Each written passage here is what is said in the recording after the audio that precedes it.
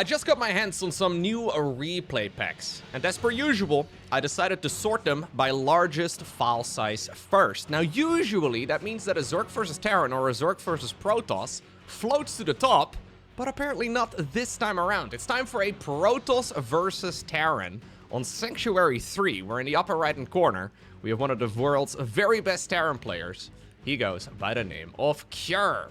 Down in the bottom left, playing in red, joining on site, we actually have one of the greatest European Protoss players, but also someone I don't get to cast nearly as often as I should.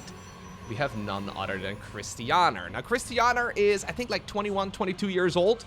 He's been rapidly climbing through the ranks. He's already been playing professionally for quite a few years, but these days he is really ranked amongst the absolute best on the European ladder, so it'll be nice to see, well, how well he can play against somebody of Cure's caliber. Because Cure, a very established player, somebody who generally doesn't really lose in Terran versus Protoss especially.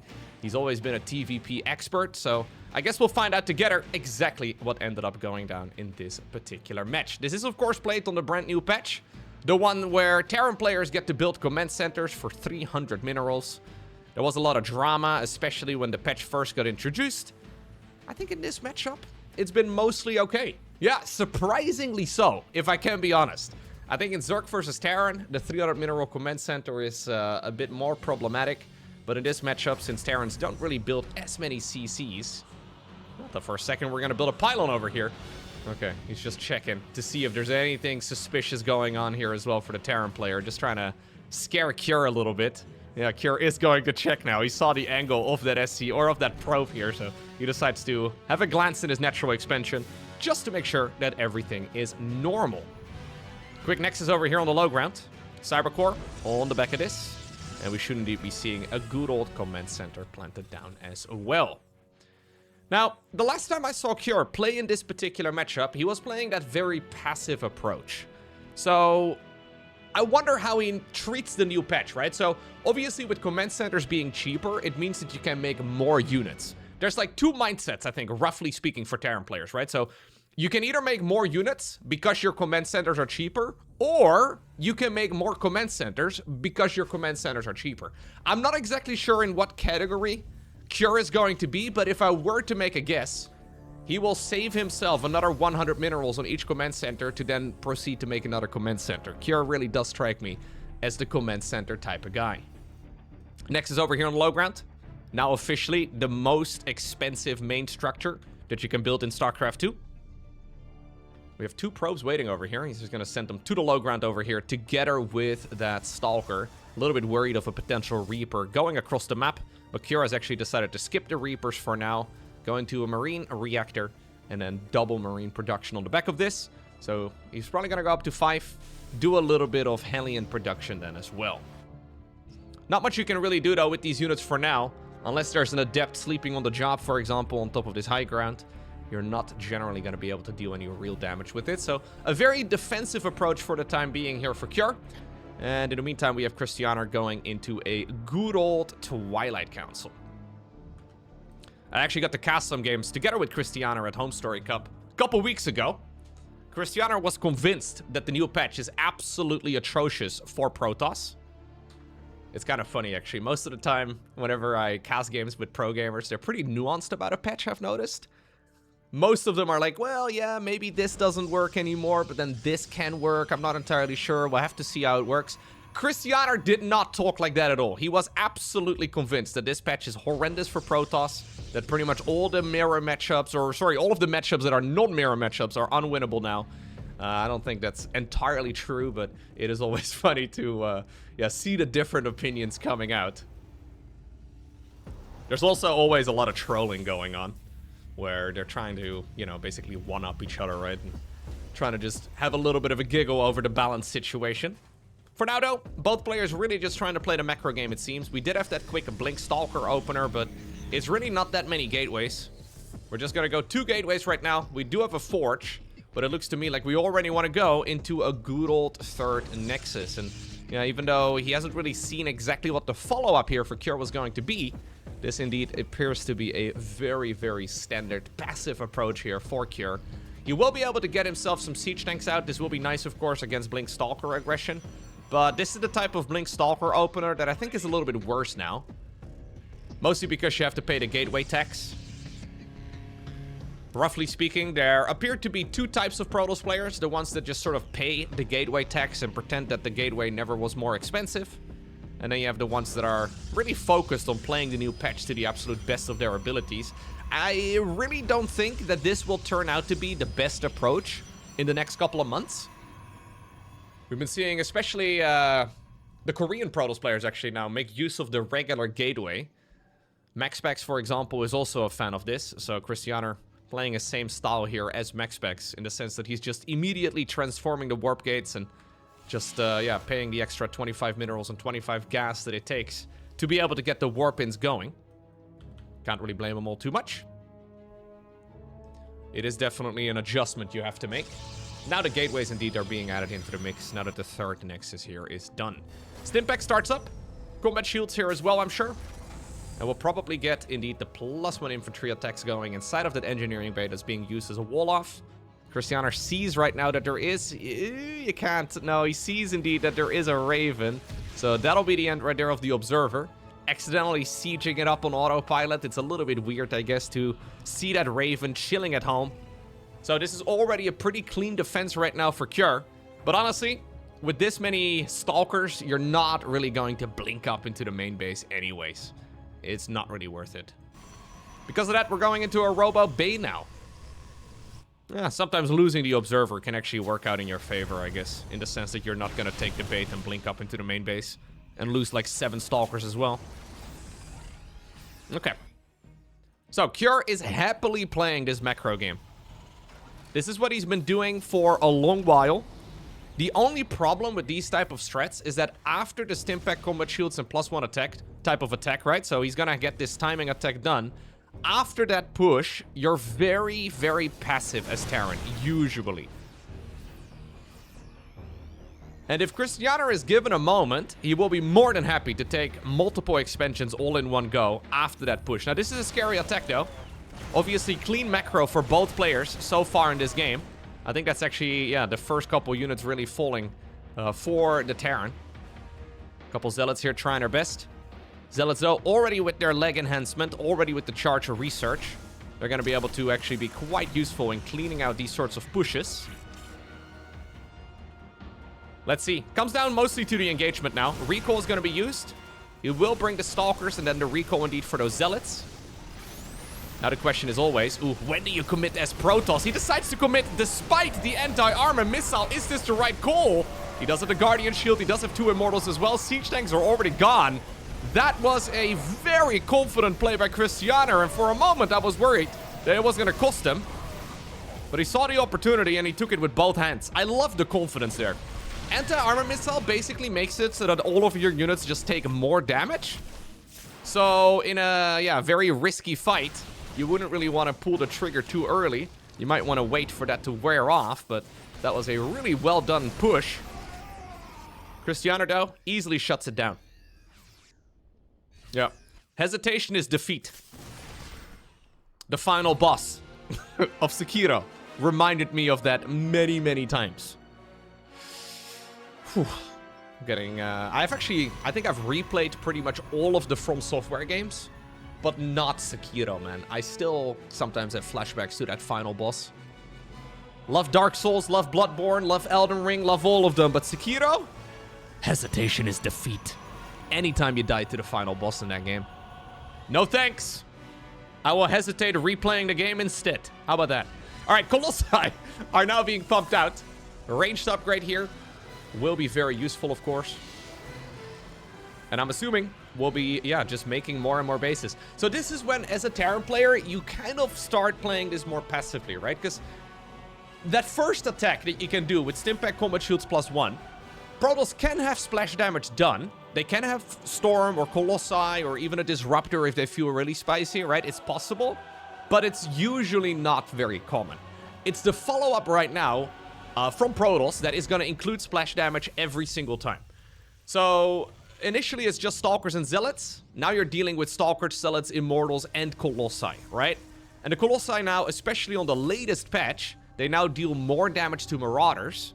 So they used to be a specialized unit against light. They still definitely deal more damage to light than to armored, but they're much better now across the board. And it's just more difficult now for Terran to really get any damage in. It's not really Cure's playstyle either. Cure instead is setting up a literal minefield here to intercept any zealots that might be coming through. And he's forced to now go into Vikings. Second starport will be done in just a moment. We're even going into the +1 arrow weapons. He fires up to 2-2. And this is that moment when Terran just kind of, has to be playing it far more passively. It's the moment when Terran just kind of sits. And this is exactly that part in the game where a lot of Terran players kind of lose the plot. It feels like you can't attack. It feels like you're going to get out-expended. It feels like your army is going to get smaller. It feels that the opponent can get free upgrades. And there's not really much you can do to try and stop it. Maybe you can sneak out a medevac drop or two, right? But it does feel like you are hitting a brick wall right now as Terran. So let's see. And that's not really something, like this has been the case as well in 5.0.15. This is not really something that's been addressed with the new patch. 5.0.16 is still allowing Protoss to now absolutely take the map control. So, after a 4th base, we already have a 5th. So this is a 5th before Terran takes a 4th. Although Cure is going to be making a play on over towards that top section of the map right now too. There are a few Widow Mines. He's going to try and blink forward. Yep. Clean up the 2 mines. This is just him fishing for freebies. I don't think he can go up the ramp though. Wait a second. Cure is going to try and snipe a couple of the expensive units. Colossus number 1 does fall. Good target firing right here by the South Korean Terran player. More and more of these bio units are popping out of the barracks though. And yeah, EMP is nice and all. I don't think that was the best engagement Krystianer could have taken. I'm a little bit surprised he went up the ramp. That Immortal not living up to the name. Since all of the Colossi are gone though, yeah, the Vikings can land on the ground. And that was a misinterpretation of the situation for sure for Krystianer. Now he needs to deal with a counterattack, and it's a perfectly timed counterattack as well. Cure will have 2-2 done in just a moment. It also now means that the Planetary Fortress can finish up for free. No way that Protoss can really afford getting a whole lot of zealots around the map. Still though, Cure knows that he just made a big investment into a 4th base. He doesn't really want to take any chances at this point, and I can't blame him. Maybe you test the waters with 2-2, but I think indeed just firing up the +3/+3, continuing your command center production is indeed, technically at least, the correct play. Still though, I wonder if maybe there should be some punishment for Protoss losing about half their army. Stalkers here, nicely done by Krystianer, picking up a lot of the reinforcing troops. There's a nice little peck of Widow Mines. Ooh, that's a spicy connection as well. We do have some EMPs going down once more. Vikings up in the air once again. Krystianer does not have the numbers here. Those Widow Mines, man, they just cleared out so much. Stalkers, though, are putting in a lot of work. Immortal is going to be an excellent choice against most of the things Terran, but not if it doesn't have support. We do have 8 gateways here, plus another 5. Yeah, that now indeed, well, pay the gateway tax. I kind of feel that Cure could have gone for, like, if he would have done an 8 Rex, right? An 8 Rex on 3 CC, this game would have been over. Obviously, you can't really anticipate the opponent throwing away half their army, right? But he has decided to just now, lengthen his advantage, stretch it out by getting more command centers going. So this is when the additional CC is indeed going to be incredibly nice. Fusion Core will probably have a 3rd starport as well in a moment. He's pumping out so many units. Krystianer now up to 90 probes. Adds on another robo facility to celebrate the death of all of his units. But I guess since we're close to remaxing once again, and since he still has a really solid income, he's not too worried about it. Okay. Caduceus Reactor is going to be upgrade number 1. Advanced Ballistics will be upgrade 2 in the Fusion Core. So this is a medevac buff, and this is a Liberator buff. Both of them absolutely essential for late game Terran. It's one of the easy ones to forget about, actually. We see Terran players forget about it all the time. Goes now at 2 supply again. With the introduction of 5.0.16, they increased it from 2 supply to 3. And then with 5.0.16b, they reduced it back down from 3 to 2. All of it, though, it does mean that Terran can turtle up better than they have been able to for quite a long time. So, the combination of, well, your best late-game unit being cheaper in supply and command centers being cheaper across the board, it just makes it obviously far more straightforward to turtle up. And Krystianer here is desperately looking for damage, right? He's also making 3 Nexi of his own, by the way, so it's not like he is not having a good time even becoming neighbors here with the Terran. Kjær sees this actually on the sensor tower. This feels like bait to me. There's no way Krystianer actually intends on mining this one. I would be very surprised. I mean, he could recall probes to it if he's feeling really ambitious. I doubt it. How many command centers do we have already, by the way? We're going up to 5. We have a 6th one over here. This is 9, and then we have 2 planetary. So that's 11? I should not be counting, dude. Math? Not even once. Yeah, Liberators are now coming out. So you have 2 options here as Protoss. Either you keep going, as he recalls towards the right side. It does complete, but not a really nice recall. Yeah, Colossi. Ugh. Recall into the loving embrace of the Marines and the Marauders. Not ideal. You have 2 choices when you're playing against Sky Terran, right? When you're going up against Liberators. Either you go into Mass Stalker and you play this very fast-moving Protoss ground army, or you play Skytoss yourself.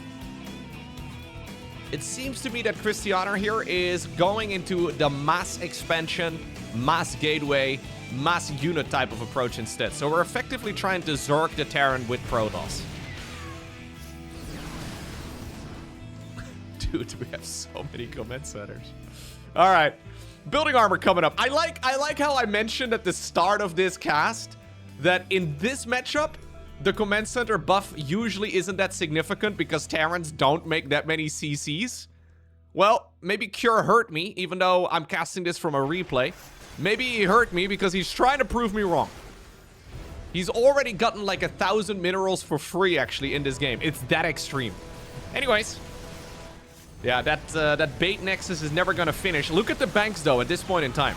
Krystianer has got 10,000 resources ready to go. Kjær is a little bit more, well, I was going to call him broke, but this is a man who owns like 17 apartment buildings, who calls himself broke right now. I think Kjær has money. He just needs to be a little bit careful that he also has resources to be able to remax if he ends up losing a lot of his stuff. We have some Dark Templar. Very small number of DTs, honestly. I think we need a little bit more if you want to deal damage with it. But yeah, I can't blame him, yeah, because this is kind of like a run-by of Zealots, but then the Zealots are invisible and deal way more damage and can blink, at least after this upgrade. The only problem, of course, is that they're expensive as hell. Liberator is going to try and accidentally shoot at the Dark Templar. No, he scans just to actually reveal the mineral line. Accidentally stumbles upon the DTs. A little bit of irony. You can't fight this, Krystianer. You can't, man. Unless you go Skytoss, I don't think you can really fight straight up. Not in a choke point. No way. How does Kjær celebrate? 3 more command centers. How many command centers in TVP do you make? I don't know what the answer is. I'm thinking about 20. If you could wave a magic wand. I think about 20 is probably the upper limit. Just so you can effectively disable the Fog of War permanently. Here's the DTs, by the way. They were previously meant to go to the right side of the map. I think they're going to be blinking in on top of the planetary instead. Say goodbye to the planetary fortress. Yeah. We have another planetary, actually, in the meantime, as well on the right side. And this is good movement here from Krystianer. He's got so much money that he can easily remax. Although he does really need to make sure he takes all of the Vespene gas geysers. He's running a little bit low in that department. Ooh, naked Dark Templar. Look at that. Spicy. Normally I have to pay extra for that sort of thing. Anyways, new CC is just about to finish here for Kjær. Is it not worth going like 11 Rex at this point? Or like another, like how many production structures do you want? It's pretty much always maxed out at 8 barracks and 3 starports. But at this point, your main goal, if you get overwhelmed, is just to be able to remax immediately. So many of the Protoss units here are dying. Planetary actually still lives over here, but I think that this Protoss army will indeed make short work of it. Mass repair is nice, but the DPS here of the Protoss army is good enough. And that will be a lot of SCVs dying now too. Krystianer immediately does remax, but there are a lot of Terran units now also fighting down south. And finally, Kjør does get a bit of damage done too. He's been mostly sitting behind his walls of command centers. Yeah, you know, I guess he's killed 4 Nexus. It's really not... It's more than I actually thought. But it feels to me that Kjør has been relatively passive across the game.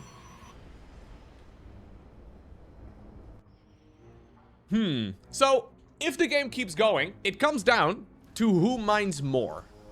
Right? If we look at the resources lost, much like Zerg versus Terran, Krystianer is losing way more here with his Protoss army than Terran will. So his overall game plan, if the game does indeed go to distance, which it seems to be doing right now, his overall game plan is to mine more resources than the opponent. He needs to take half the base, or half the map, or half the bases on the map, there you go, minimum, and then a little bit more preferably. Alternative plan is to take half the map and deny one of the shared bases on the other side. Krystianer now indeed setting up a lot of static defense, but these are not going to be done in time. Nice push right here for Kjør, who's trying to break through all of this, forcing the council on all of the production, and I think that's another Nexus biting the dust. At least the probes seem to be able to survive, but not for much longer. Say goodbye to Probius. Okay. Protoss army has marched around. Ooh, he's trying to see if he can potentially move in. Huge EMPs, but I don't know if there's enough army here. Kjør's units are gonna get overwhelmed. It's because this is only half of the unit composition that Protoss currently is fighting. We have the other half of the Terran down south in the far bottom right-hand corner. Those Colossi, though, having a field day. Roasting all of the Marines and the Marauders. Weirdly enough, despite the fact that Krystianer is rich, he's running out of money. This was supposed to last him for all of his retirement, but it turns out he's, well, turning 22 minutes old. Okay, the analogy kind of fell flat, but you get what I'm trying to say, right? He was planning on living for less time than he actually is. The bank is completely empty now as far as the gas goes.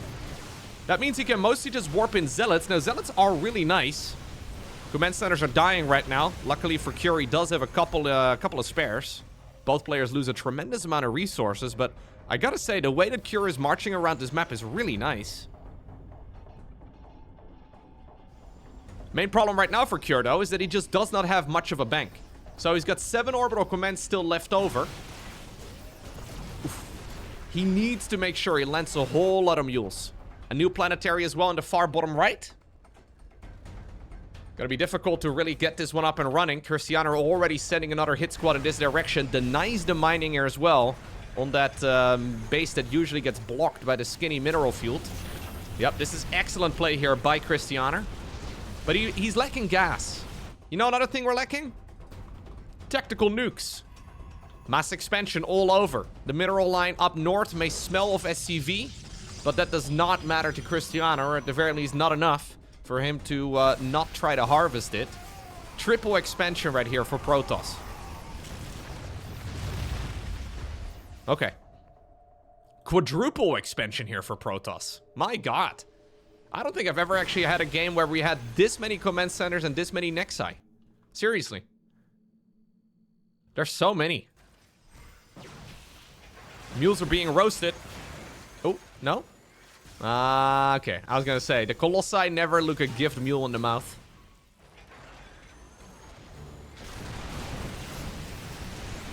Good blink forward. Terran army is half distracted. Again, there's a big chunk of Terran units all the way in the bottom. Krystianer keeps balling his units together in one big clump.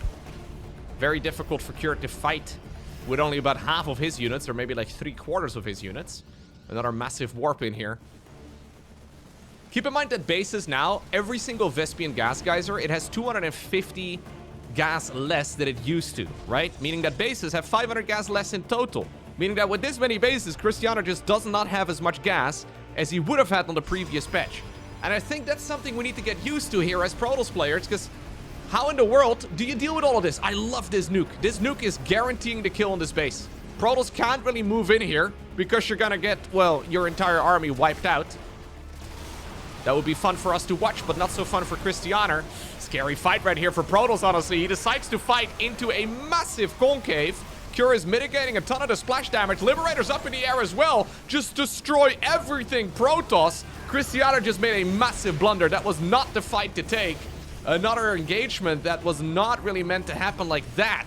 I think he assumed he was once more fighting only a portion of the Terran, but that was the entirety of the Terran army coming together. Big EMPs as well.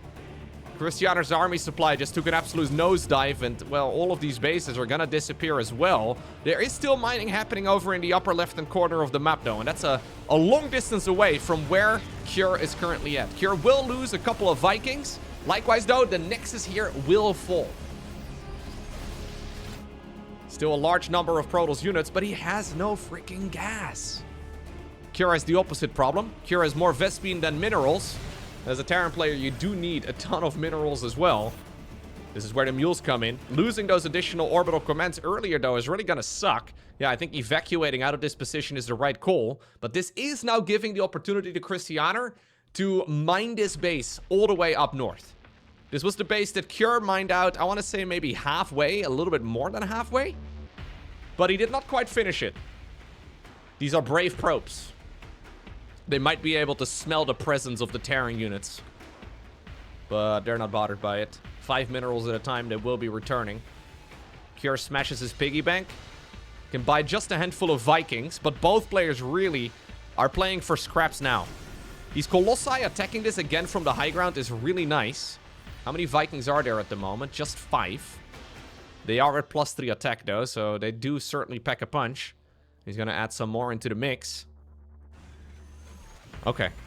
Little zealot run by here. Honestly, not a bad idea. Any damage done here is nice. Yeah. Good micro across the board. Man, that fight that Krystianer just took over here was extremely expensive. If we look at the army, yeah, this is the army size. We have another engagement happening, though. I would look at that screen for a little bit longer. But Krystianer's supply count not quite sufficient to really be taking this Terran army head on. Trying to kite backwards yet again. He needs to be maxed out if he wants to take this army head on. Into a choke point, potentially, if the Colossi get a good engagement. But no, this is where the Liberators shine. Excellent movement here by Cure. I think he's going to be able to get rid of 2 bases. And this is pretty much all of the Protoss economy now, except for the base over here on the far left. But I've got a feeling that that one is not going to be far behind. Krystianer, though, going in for the counterattack right now, is actually forcing Cure with a full retreat from killing those bases in the upper left. More Marines here sleeping on the job. 13 probes do die. We had that Liberator apparently sticking around. A couple reinforcing Stalkers will be able to snipe it. We have another base over here, but not a planetary fortress. Liberator is the only thing protecting it, and that will be more SCVs dying too. In the meantime, though, the Terran army that is out on the map is chasing this unit composition down. It is awkward because he has to leapfrog with the Liberators, but he is getting rid of all of the expensive Protoss units here. That's the final Colossus. Reinforcing Terran units now will finally be able to take care of this base. So much multitasking going on around the map. This will be another base falling. Command centers have returned for another little bit of mining. That ability, man, to be able to fly with command centers is really sweet. Yeah. And now suddenly, Krystianer is broke. There's a bit of mining happening still on the left, but this base is absolutely crucial. GG gets cold. It is Cure here who obtains the victory. Honestly, a phenomenal game. It's these 2 engagements that we saw, especially the one in the late game, that ultimately cost Krystianer. This is one of those tilters, right? Where you feel like you've got everything going for yourself, and then you look at the replay and you realize you're like a 12,000 resource bank up or something along those lines, and you still can't get the job done. It all comes down to the fights. Well done by Cure, though. Honestly, a phenomenal game here. Absolute masterclass on how you're supposed to play TVP, if indeed you do want to make a lot of command centers. GG.